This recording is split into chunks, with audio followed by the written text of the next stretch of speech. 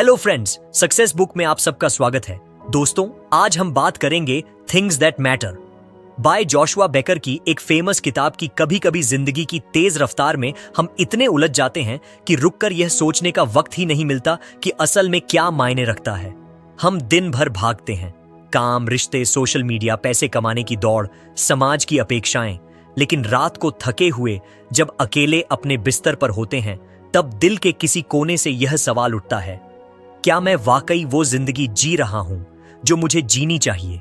यही सवाल इस किताब थिंग्स दैट मैटर की नींव है। यह सिर्फ एक किताब नहीं है, बल्कि एक आईना है जो हमें हमारे भीतर झांकने का मौका देता है। यह हमें सोचने पर मजबूर करता है कि हम जिन चीजों के पीछे भाग रहे हैं, क्या वो सच में जरूरी हैं, या हम सिर्फ आदतों और दूसरों की उम्मीदों के शिकार हो गए हैं।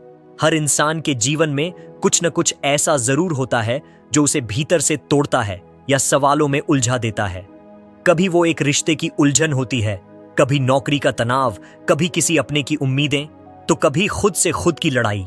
हम सोचते हैं कि अगर बस ये एक समस्या हल हो जाए तो सब ठीक हो जाएगा, लेकिन फिर एक और समस्या सामने खड़ी हो जाती है। ऐसे में यह किताब एक रास्ता दिखाती है कि उन चीजों को कैसे पहचानें जो हमारे लिए सच में मायने रखती हैं, और बाकी सबको कैसे धीरे धीरे अलविदा कहें। थिंग्स दैट मैटर एक ऐसी सोच है जो हमें सिखाती है कि जिंदगी को हल्का कैसे बनाया जाए। इसका मतलब यह नहीं कि हम अपनी जिम्मेदारियों से भाग जाएं, बल्कि यह समझें कि कौन सी जिम्मेदारियां वाकई हमारी हैं और कौन सी हमने सिर्फ इसलिए उठाई हैं क्योंकि हमें लगा कि हमें उठानी चाहिए। यह किताब हमें यह एहसास दिलाती है कि हर हां के साथ हम किसी ना को भी चुन रहे होते हैं। जब हम हर चीज को करने की कोशिश करते हैं, तब हम उन चीजों के लिए वक्त नहीं निकाल पाते जो दिल के सबसे करीब होती हैं, जैसे परिवार के साथ बैठकर मुस्कुराना, अपनी पसंद का कोई शौक, या बस खामोशी में खुद के साथ वक्त बिताना। किताब के लेखक ने बहुत सादगी से लेकिन गहराई के साथ यह बताया है कि कैसे हम अक्सर बाहर की दुनिया को खुश करने के चक्कर में अपनी आंतरिक दुनिया को अनदेखा कर देते हैं। हमें लगता है कि अगर हम और मेहनत करेंगे और पैसे कमाएंगे और सामाजिक तौर पर सफल बनेंगे तो हमें शांति मिल जाएगी। लेकिन असलियत यह है कि शांति अंदर से आती है, और वह तब आती है जब हम अपने मूल्यों, अपने जीवन के मकसद और अपने दिल की सच्ची चाहतों से जुड़ते हैं। इस किताब को पढ़ते वक्त ऐसा लगता है जैसे कोई करीबी दोस्त धीरे धीरे आपके कंधे पर हाथ रखकर आपसे बात कर रहा हो। यह किताब किसी उपदेश की तरह नहीं लगती, बल्कि एक बातचीत की तरह है जो आपको टोकती भी है, सवाल भी करती है और फिर धीरे से रास्ता भी दिखाती है। इसमें कोई दिखावा नहीं है, कोई भारी भरकम शब्द नहीं है, बल्कि सीधे दिल को छू लेने वाली बातें हैं जो हमें सोचने पर मजबूर कर देती हैं। जो लोग इस भाग दौड़ भरी जिंदगी में अक्सर खुद को खोया हुआ महसूस करते हैं, उनके लिए यह किताब एक तरह से रुककर सांस लेने का मौका है। यह हमें याद दिलाती है कि हम इंसान हैं, मशीन नहीं। हम केवल उत्पादकता के लिए नहीं बने हैं। हमारा जीवन उद्देश्य से भरा हुआ होना चाहिए, न कि केवल कार्यों की एक लंबी सूची से। और जब हम अपने उद्देश्य को पहचान लेते हैं, तब हम खुद को उस शांति के करीब पाते हैं जिसकी तलाश हमें कब से थी। थिंग्स दैट मैटर कोई जादू की छड़ी नहीं है, लेकिन यह एक शुरुआत जरूर है। एक ऐसा रास्ता जो हमें धीरे धीरे यह समझाने लगता है कि जीवन का असली मतलब क्या है। यह हमें सिखाती है कि सरलता में ही सुंदरता है, कम में ही ज्यादा है, और अपने अंदर झांकने से ही बाहर की दुनिया को बेहतर देखा जा सकता है। जब हम अपनी प्राथमिकताओं को साफ कर लेते हैं, तो हमारे रिश्ते बेहतर होते हैं, हमारी सोच साफ होती है और हमारे फैसले मजबूत होते हैं। यह किताब एक जेंटल रिमाइंडर है कि जीवन एक बार मिलता है और उसे उस तरीके से जीना चाहिए जो हमारे दिल को सुकून दे।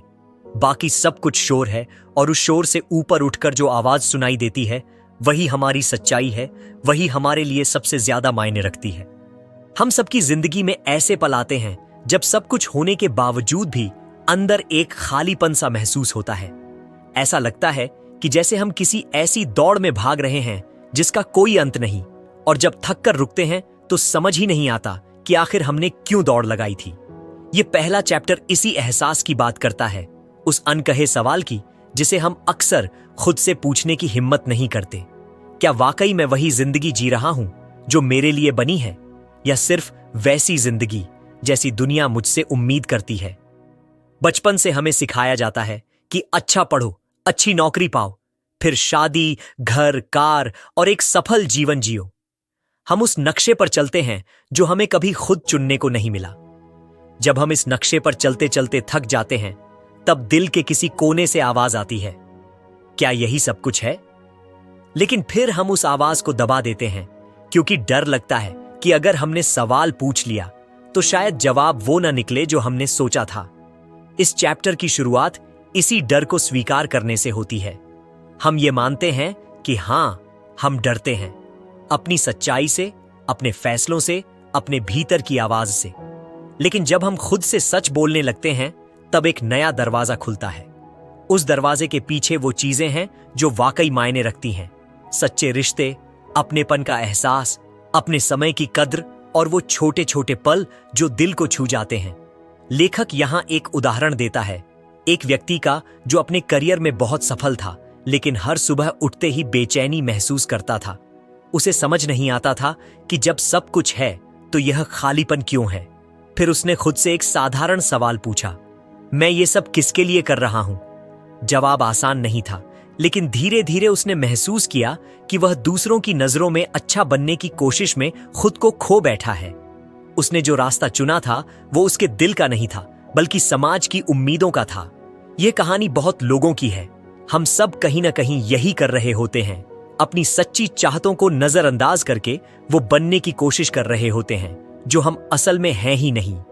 यही चैप्टर हमें यह समझाने की कोशिश करता है कि जिंदगी की असली खूबसूरती तब सामने आती है जब हम दूसरों की उम्मीदों की बजाय अपनी सच्ची जरूरतों को सुनना शुरू करते हैं। यह सब अचानक नहीं होता, यह एक प्रक्रिया है और उस प्रक्रिया की शुरुआत आत्म जागरूकता से होती है। जब हम खुद से सवाल पूछना शुरू करते हैं, मैं क्या चाहता हूं, मुझे क्या चीजें खुश करती हैं, मैं किसके लिए जी रहा हूं, तब हमारे जीवन की दिशा धीरे धीरे बदलने लगती है। हमें वो आवाजें सुनाई देने लगती हैं जिन्हें हमने सालों से दबा रखा था। हमें याद आने लगता है कि हमें क्या पसंद था, किस चीज में हम खो जाते थे, किन पलों में हम सच में जिंदा महसूस करते थे। चैप्टर यह भी बताता है कि जरूरी नहीं कि जो चीजें सबके लिए काम करती हैं वो हमारे लिए भी सही हों। सफलता की परिभाषा सबके लिए एक जैसी नहीं हो सकती। किसी के लिए सफलता एक शांत दोपहर अपने परिवार के साथ बिताना है, तो किसी के लिए एक ऐसा काम करना जिससे उसे सच्चा सुकून मिले। असली चुनौती यही है, अपनी परिभाषा खुद तय करना।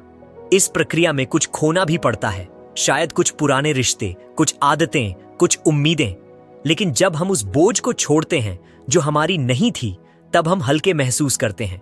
फिर हम उन चीजों को थाम पाते हैं जो असल में हमारे अपने हैं, और वही चीजें हमारे जीवन को गहराई देती हैं, अर्थ देती हैं। चैप्टर का अंत एक भावुक लेकिन सच्चे विचार पर होता है कि अगर हम अपनी जिंदगी का नियंत्रण खुद नहीं लेंगे तो कोई और जरूर ले लेगा, और तब हम सिर्फ जीते रहेंगे बिना जिए। इसीलिए जरूरी है कि हम अभी से यह सोचना शुरू करें कि हमारे लिए क्या सच में मायने रखता है, क्योंकि जब हम यह जान जाते हैं तब जिंदगी की दिशा और उसकी गहराई दोनों बदल जाती है। यह पहला चैप्टर आपको सिर्फ सोचने पर मजबूर नहीं करता, बल्कि आपको खुद से जुड़ने का साहस भी देता है। यह एक दरवाजा खोलता है जहां से आपकी असली यात्रा शुरू होती है, एक ऐसी यात्रा जिसमें आप खोते नहीं बल्कि खुद को फिर से पाते हैं। हमारी जिंदगी अक्सर छोटे छोटे फैसलों का जोड़ होती है, लेकिन इन फैसलों के पीछे जो वजहें होती हैं वो हमें शायद ही कभी पूरी तरह समझ में आती हैं। हम कई बार वही करते हैं जो आसान लगता है, या फिर जो सबसे ज्यादा सामान्य है, क्योंकि उससे टकराव नहीं होता, आलोचना नहीं मिलती, और हम भीड़ में खोकर भी सुरक्षित महसूस करते हैं। लेकिन क्या कभी आपने रुककर यह सोचा है कि जो निर्णय आप रोज लेते हैं वो आपकी जिंदगी को किस दिशा में ले जा रहे हैं? यही सवाल इस दूसरे चैप्टर की आत्मा है। हम कैसे अपने निर्णयों में यह फर्क करना सीखें कि कौन सी चीजें सच में मायने रखती हैं और कौन सी बस आदत या डर से जुड़ी होती है। कई बार हम दूसरों की मंजूरी को इतना अहम मान लेते हैं कि अपना असली स्वर दबा देते हैं। हम यह तय करने की कोशिश करते हैं कि लोगों को क्या पसंद आएगा, क्या कहने से हमें स्वीकृति मिलेगी, या क्या करने से हम सही दिखेंगे। धीरे धीरे यह आदत बन जाती है और हम अपनी सोच, अपनी इच्छाओं और अपने मूल्यों से कटने लगते हैं। हम हर किसी को खुश रखने की कोशिश करते हैं, लेकिन खुद के अंदर एक बेचैनी बनी रहती है।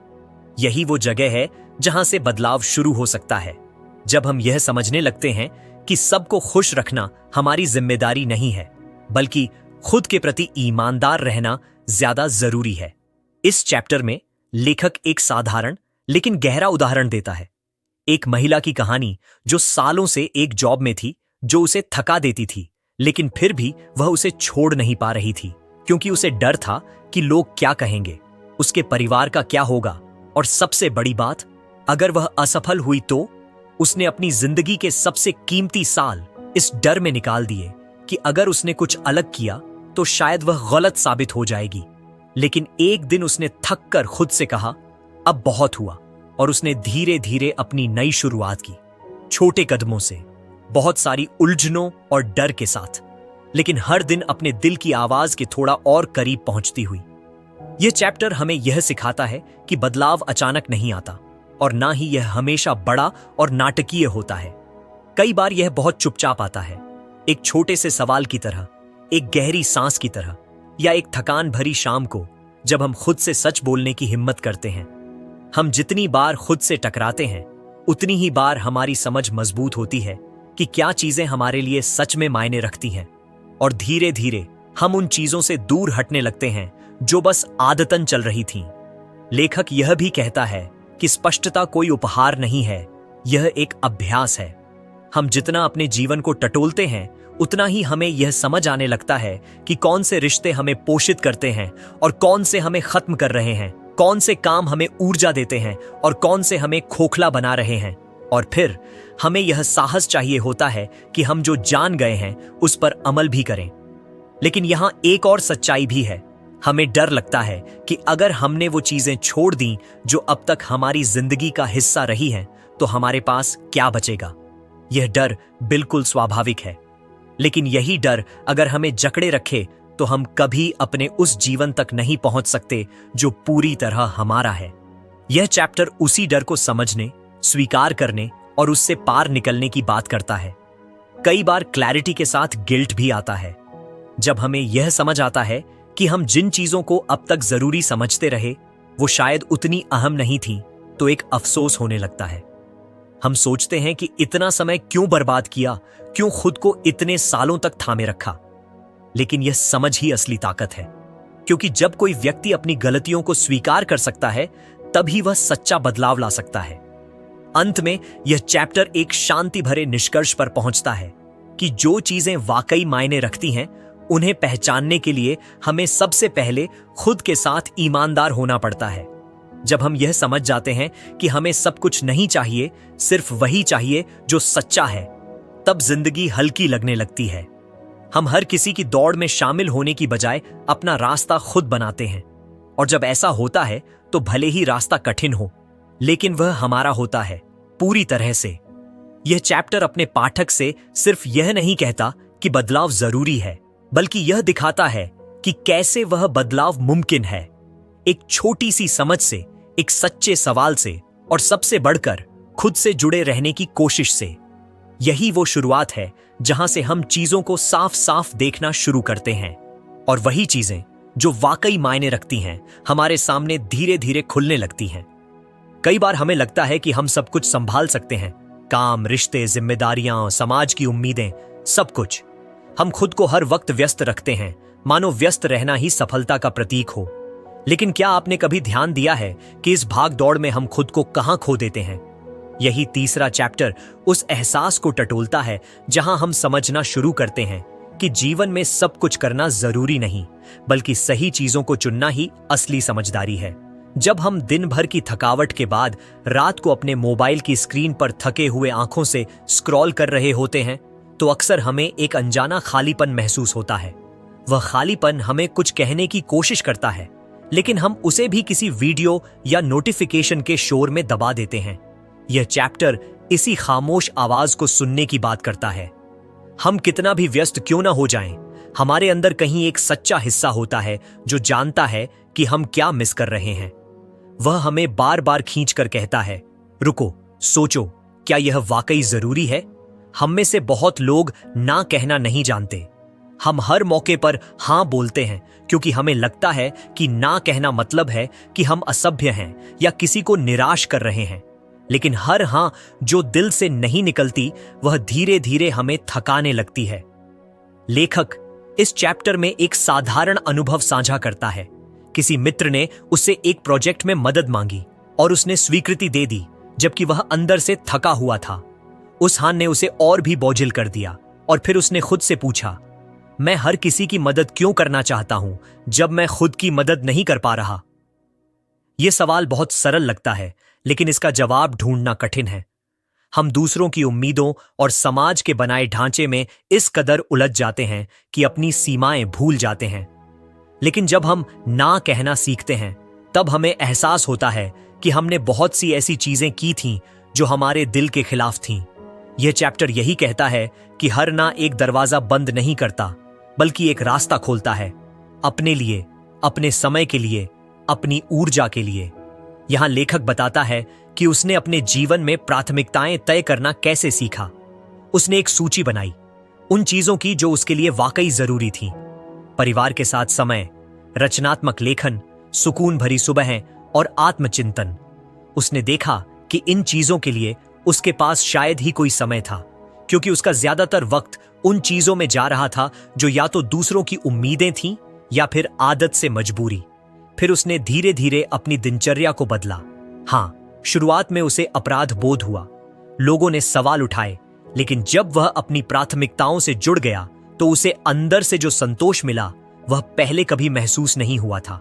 इस चैप्टर में सबसे जरूरी बात यह है कि स्पष्टता का मतलब हर चीज को काट देना नहीं है, बल्कि यह पहचानना है कि कौन सी चीजें आपकी आत्मा को पोषित करती हैं। कई बार कुछ रिश्ते हमारे बेहद करीब होते हैं, लेकिन फिर भी हमें थका देते हैं।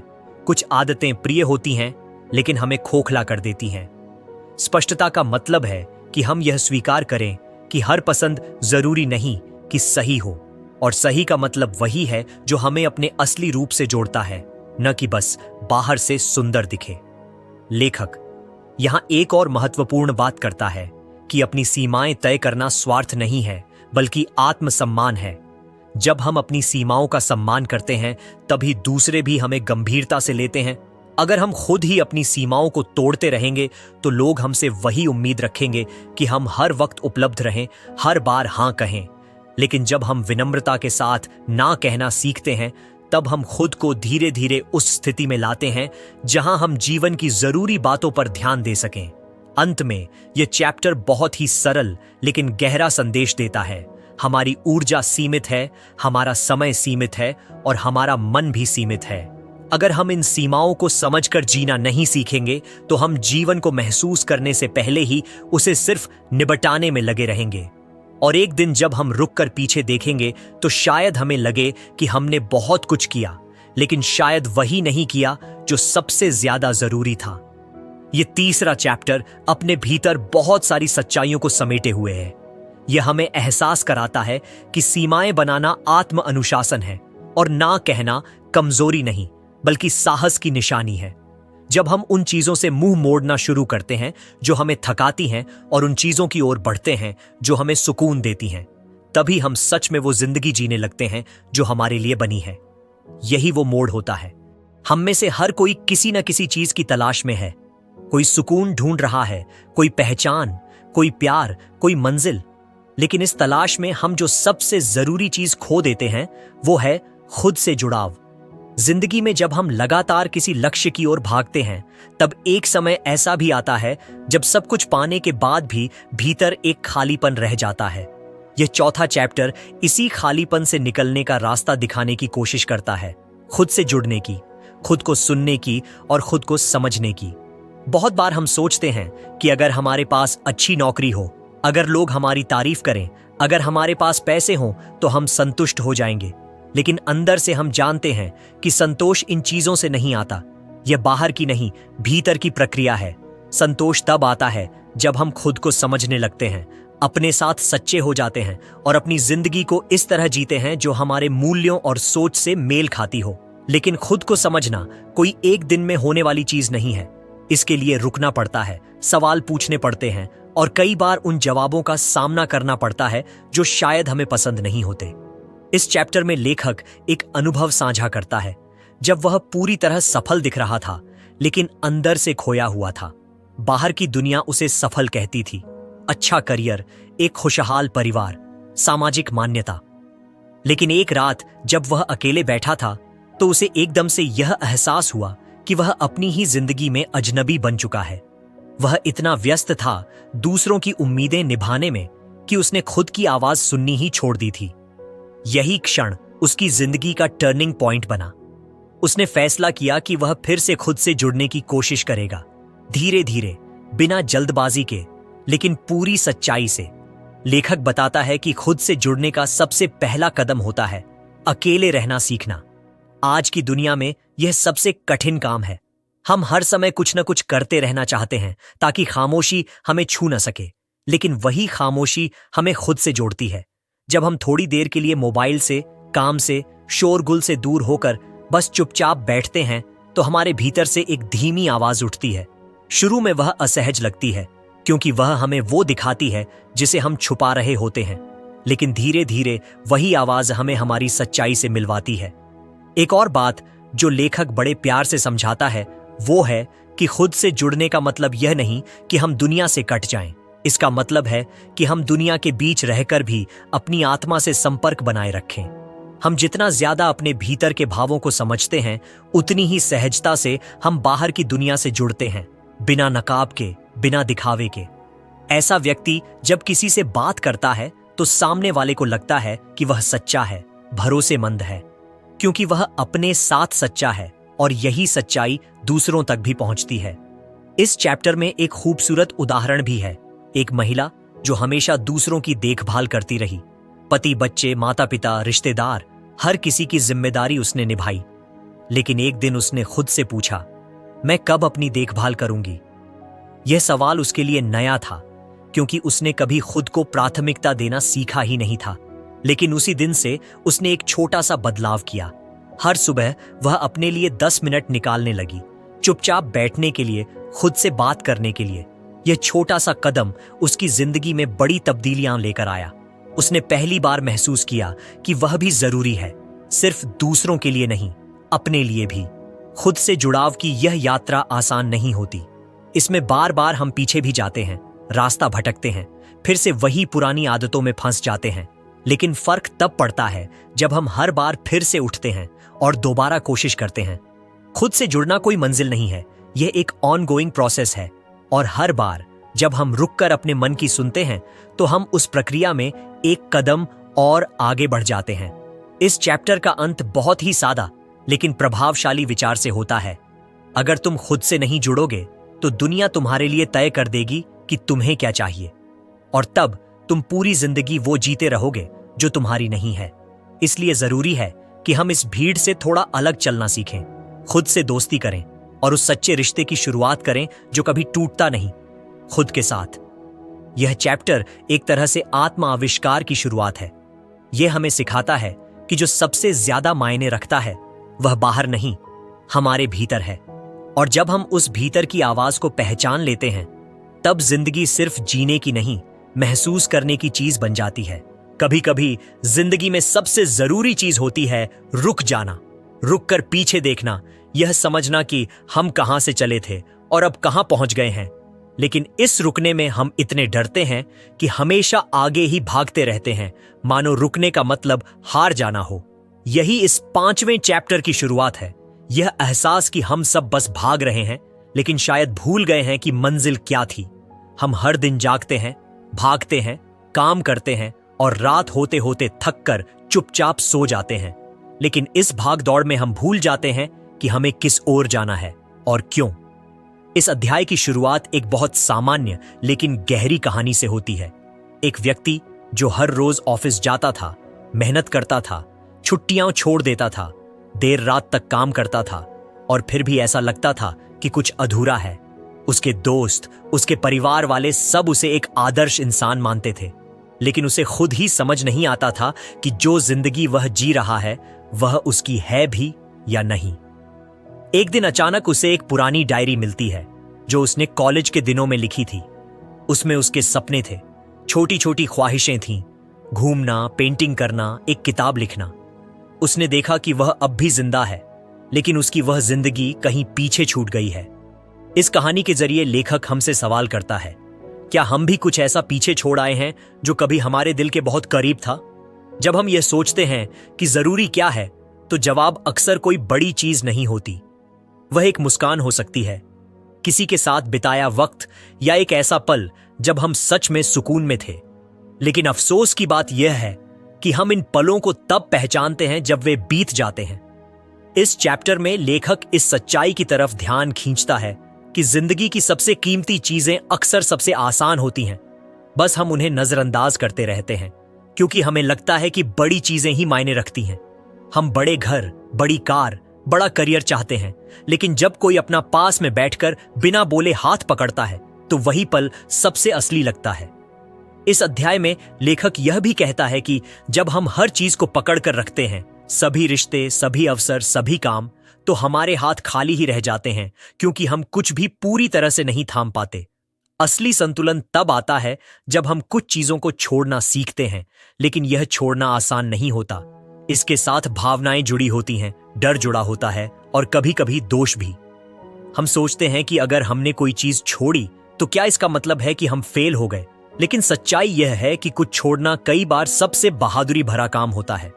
लेखक यहां एक और कहानी साझा करता है, एक महिला की जो अपने माता पिता की उम्मीदों को पूरा करने में खुद को खो बैठी थी। उसने करियर उसी दिशा में चुना, रिश्ते भी वैसे ही निभाए जैसे उसे बताया गया, लेकिन अंदर से वह घुट रही थी। एक दिन उसने अपने आप से यह सवाल पूछा, अगर मैं मरने वाली होती तो क्या मुझे अफसोस होता कि मैंने अपनी जिंदगी कैसे जी? और जवाब था हां। उसी पल उसने फैसला लिया कि अब वह अपनी जिंदगी खुद जिएगी, भले ही वह किसी को पसंद आए या न आए। उसने धीरे धीरे अपनी राह बदली, डरते डरते लेकिन ईमानदारी के साथ। इस चैप्टर का एक और पहलू यह है कि जिंदगी में जो सबसे ज्यादा मायने रखता है वह स्थायी नहीं होता। चीजें बदलती हैं, लोग बदलते हैं, हम खुद बदलते हैं। इसीलिए यह जरूरी है कि हम समय समय पर अपनी प्राथमिकताओं की फिर से समीक्षा करें। हो सकता है जो कभी बहुत जरूरी था अब उसका कोई मतलब ना हो, और यह स्वीकार करना कि अब हम बदल चुके हैं एक बहुत बड़ा कदम होता है। यह हमें गिल्ट से नहीं बल्कि ग्रोथ से भर देता है। जब हम अपने भीतर की आवाज को सुनते हैं तब हम हर दिन को एक नए नजरिए से देखने लगते हैं। अंत में लेखक यह कहता है कि हमें यह सोचना बंद करना होगा कि हम किसे खुश कर रहे हैं। जब तक हम अपनी जिंदगी दूसरों की उम्मीदों पर जीते रहेंगे तब तक सच्ची खुशी हमसे दूर ही रहेगी। हमें वह करना होगा जिससे हम जुड़ाव महसूस करें, वह जीना होगा जो हमारे लिए सही हो, और वह छोड़ना होगा जो अब हमारे भीतर की शांति में बाधा डाल रहा है। यह चैप्टर हमें सीधा, सच्चा और गहरा संदेश देता है कि जिंदगी एक बार मिलती है, और अगर हम हर पल किसी और की परछाई में जीते रहेंगे तो हम कभी रोशनी में नहीं आ पाएंगे। हमें रुकना होगा, सोचना होगा और फिर से शुरू करना होगा, इस बार पूरी सच्चाई से, पूरी समझदारी से और पूरी ईमानदारी से। यही वह रास्ता है जो हमें उन चीजों तक ले जाएगा जो वाकई मायने रखती हैं। हम सबकी जिंदगी में एक ऐसा समय जरूर आता है जब हमें लगता है कि हम सब कुछ कर रहे हैं, लेकिन फिर भी कुछ अधूरा है। दिन बीतते जा रहे हैं, काम पूरे हो रहे हैं, लोग हमें सफल कह रहे हैं, लेकिन दिल के किसी कोने में एक हल्की सी बेचैनी हर वक्त मौजूद रहती है। वह बेचैनी इतनी धीरे धीरे हमारी जिंदगी का हिस्सा बन जाती है कि हम उसे पहचानना ही छोड़ देते हैं। हम उसे सामान्य मान लेते हैं, लेकिन कहीं ना कहीं हमारे भीतर की आवाज बार बार यह सवाल करती है, क्या मैं वही जिंदगी जी रहा हूं जो मेरे लिए बनी थी? यही सवाल इस 6वें चैप्टर की बुनियाद है। इस अध्याय में लेखक एक गहरे एहसास की बात करता है, वह एहसास जो तब आता है जब हम सब कुछ पा लेने के बाद भी अंदर से खोखला महसूस करते हैं। एक ऐसा खालीपन जो दिखता नहीं है लेकिन महसूस होता है। यह वह समय होता है जब हमें समझ आता है कि चीजें, नाम, शोहरत, सफलता, ये सब जरूरी हो सकते हैं, लेकिन सिर्फ तभी जब उनका जुड़ाव हमारे दिल से हो, वरना ये सब बाहरी शोर बन जाता है जो थोड़ी देर के लिए हमें व्यस्त तो रखता है लेकिन संतुष्ट नहीं करता। यह चैप्टर इसी भ्रम को तोड़ने की कोशिश है। कि अधिक का मतलब बेहतर नहीं होता। लेखक एक बेहद साधारण लेकिन सच्ची कहानी साझा करता है। एक व्यक्ति जो अपनी मेहनत से सब कुछ पा चुका था, अच्छी नौकरी, बड़ा घर, समाज में प्रतिष्ठा, लेकिन हर सुबह उठते ही उसका मन भारी होता था और हर रात नींद से पहले वह सोचता था, क्या यही सब कुछ है? उसने यह सवाल किसी से नहीं पूछा, क्योंकि उसे डर था कि शायद लोग उसकी परेशानी को समझें ही नहीं।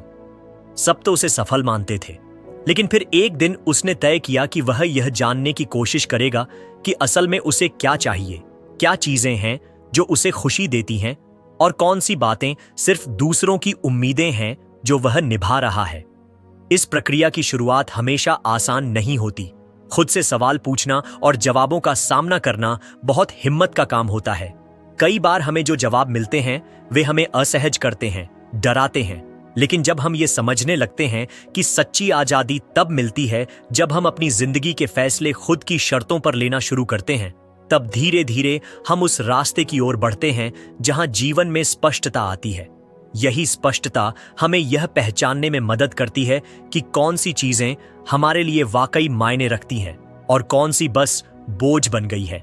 इस अध्याय में यह भी बताया गया है कि हम अक्सर सफलता को ही सब कुछ मान लेते हैं, लेकिन सच्चाई यह है कि अगर सफलता के साथ संतुलन, रिश्ते और आंतरिक शांति नहीं है तो वह हमें कभी पूरा नहीं कर सकती। हम दूसरों को दिखाने के लिए जितना ऊपर चढ़ते हैं, अगर अंदर से गिरते जा रहे हैं तो वो ऊंचाई बहुत जल्दी अकेलापन बन जाती है। इसीलिए लेखक कहता है कि जिंदगी में गहराई होना ऊंचाई से ज्यादा जरूरी है। यह अध्याय एक और दिलचस्प बात पर रोशनी डालता है कि सच्ची खुशी अक्सर उन चीजों में छुपी होती है जिन्हें हम मामूली समझते हैं। किसी अपने से की गई सच्ची बातचीत, किसी सुबह की शांत चाय, किसी बच्चे की हंसी या बस खुद के साथ बिताया एक शांत पल, ये सब वे चीजें हैं जो हमें भीतर से भर देती हैं। लेकिन इन्हीं पलों को हम सबसे ज्यादा नजरअंदाज करते हैं क्योंकि वे उपलब्धि की श्रेणी में नहीं आते। हम भूल जाते हैं कि जिंदगी को महसूस करना भी एक उपलब्धि होती है, शायद सबसे बड़ी। लेखक यह भी समझाता है कि जब तक हम यह तय नहीं करते कि हमारे लिए क्या अहम है, तब तक दुनिया हमारे लिए तय करती रहेगी। वह हमें बताएगी कि क्या पहनना है, क्या कमाना है, कहां जाना है, किससे मिलना है, और हम बिना सोचे वही करते रहेंगे क्योंकि हमें डर होता है कि अगर हमने अलग सोचा तो शायद हम अकेले पड़ जाएं। लेकिन सच ये है कि जब हम अपने दिल की सुनते हैं तो अकेलापन नहीं, आत्मीयता मिलती है अपने आप से। इस अध्याय के अंत में लेखक कहता है कि जिंदगी को बदलने के लिए बड़े कदम नहीं, बस एक सच्ची शुरुआत चाहिए। वह शुरुआत एक सवाल से हो सकती है, क्या मैं खुश हूं? या फिर एक निर्णय से, अब मैं वही करूंगा जो मेरे भीतर की आवाज कहती है। यह बदलाव धीरे धीरे होता है, लेकिन हर दिन थोड़ा थोड़ा करके हम अपने असली रास्ते की ओर लौटते हैं। और उस रास्ते पर चलना कभी आसान नहीं होता, लेकिन वह रास्ता हमारा होता है। यह छठा चैप्टर अपने पाठकों को यह याद दिलाता है कि जिंदगी हमें बार बार मौके देती है, रुकने के, सोचने के और फिर से जीने के। सवाल सिर्फ इतना है कि क्या हम उन मौकों को पहचान पा रहे हैं? क्या हम इतना साहस जुटा पा रहे हैं कि जो चीजें वाकई मायने रखती हैं? जब कोई किताब खत्म होती है तब ऐसा लगता है जैसे एक लंबी बातचीत पूरी हुई हो, एक ऐसी बातचीत जिसमें कुछ सवालों के जवाब मिले, कुछ नई उलझनों ने जन्म लिया और कुछ खामोशियां अब पहले से ज्यादा अर्थपूर्ण लगने लगी। थिंग्स दैट मैटर की यात्रा भी कुछ वैसी ही रही। इस किताब के हर अध्याय ने हमें भीतर झांकने के लिए मजबूर किया, रुकने के लिए कहा और यह सोचने का मौका दिया कि हम जिन चीजों को जरूरी मानते आ रहे हैं, क्या वे सच में जरूरी हैं? और अब जब हम इस आखिरी चैप्टर पर पहुंचे हैं तो जरूरी है कि हम इस पूरी यात्रा को एक बार फिर से अपने भीतर दोहराएं, शांत मन से, सच्चे दिल से। जिंदगी की सबसे खूबसूरत बात यही है कि वह हमें हर दिन एक नया मौका देती है, कुछ बदलने का, कुछ छोड़ने का, कुछ नया अपनाने का। लेकिन ज्यादातर लोग इस मौके को पहचान ही नहीं पाते क्योंकि हम इतने शोर में डूब चुके होते हैं कि भीतर की आवाज सुन ही नहीं पाते। हम मान चुके होते हैं कि जो जैसा चल रहा है वही ठीक है। लेकिन यह किताब हमें यही बताती है कि ठीक और सच्चा एक ही चीज नहीं है। जो चल रहा है वो जरूरी नहीं कि वही सही हो। जो सही है वो कई बार डरावना हो सकता है, असहज हो सकता है, लेकिन अगर वह हमारे दिल के करीब है तो वही रास्ता हमें उस जिंदगी तक ले जाता है जो गहरी, सच्ची और हमारी अपनी होती है। लेखक यहां यह नहीं कहता कि जीवन से सारी जटिलताएं खत्म हो जाएंगी अगर आप बस जरूरी चीजों पर ध्यान देने लगें, बल्कि वह यह कहता है कि जटिलताओं के बीच भी हम अपनी स्पष्टता कैसे बनाए रखें। हर किसी की जिंदगी में चुनौती होती है, कभी रिश्तों की उलझन, कभी काम का दबाव, कभी समाज की अपेक्षाएं और कभी खुद के भीतर की खींचतान। लेकिन जब हम जान लेते हैं कि हमारी प्राथमिकताएं क्या हैं, तो यह सब कुछ थोड़ा आसान हो जाता है। हम हर स्थिति में टूटते नहीं, बिखरते नहीं, बल्कि टिके रहते हैं अपने केंद्र पर, अपनी सच्चाई पर। इस आखिरी अध्याय में लेखक एक बहुत सादा लेकिन बहुत गहरा सवाल पूछता है। अगर तुम्हारे पास बहुत कम समय बचा हो तो तुम क्या करोगे? और जो जवाब तुम्हारे मन में आता है वही शायद तुम्हारे जीवन की सबसे जरूरी चीज है।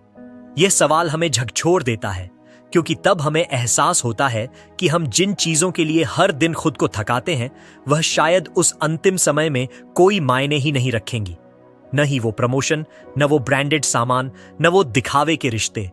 तब जो रहेगा वो होगा एक सच्चा रिश्ता, एक अधूरा सपना, एक नजदीकी का एहसास या खुद के साथ बिताया सुकून भरा पल। यह अध्याय हमें यह सिखाता है कि अगर हम हर दिन यह सोचकर जीं कि आज का दिन सबसे खास है, तो शायद हमारी प्राथमिकताएं अपने आप साफ होने लगें। हम खुद से पूछने लगें, क्या आज मैं वही कर रहा हूं जो मेरे लिए जरूरी है? क्या मैं किसी को वक्त दे पा रहा हूं? क्या मैं खुद से जुड़ा हुआ महसूस कर पा रहा हूं? और अगर जवाब नहीं है, तो बदलाव की शुरुआत आज ही से हो सकती है। हमें किसी बड़े मोड़ या किसी आपदा का इंतजार नहीं करना चाहिए कि तब जाकर हम चीजों को गंभीरता से लें। असल समझदारी तो यही है कि हम सामान्य दिनों में भी असाधारण सजगता के साथ जीना सीखें। लेखक यह भी बताता है कि हमें यह भ्रम छोड़ देना चाहिए कि सब कुछ एक साथ पाया जा सकता है। जिंदगी में चुनाव करना जरूरी है और हर चुनाव एक त्याग लेकर आता है, लेकिन जब हम वह त्याग अपनी सच्चाई के लिए करते हैं तो वह बोझ नहीं लगता। हम जितना साफ सोचते हैं उतना ही जीवन हल्का लगता है।